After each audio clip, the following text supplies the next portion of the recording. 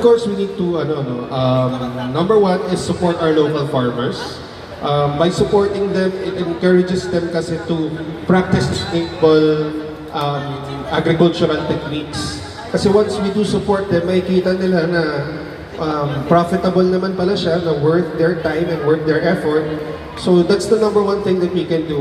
We should buy local, support our farmers, and of course we can also look for certain certifications na present naman sa ating mga groceries.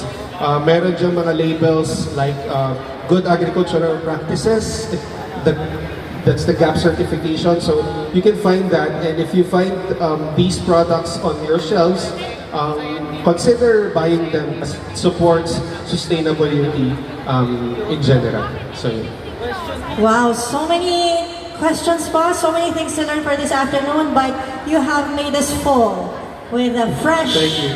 produce.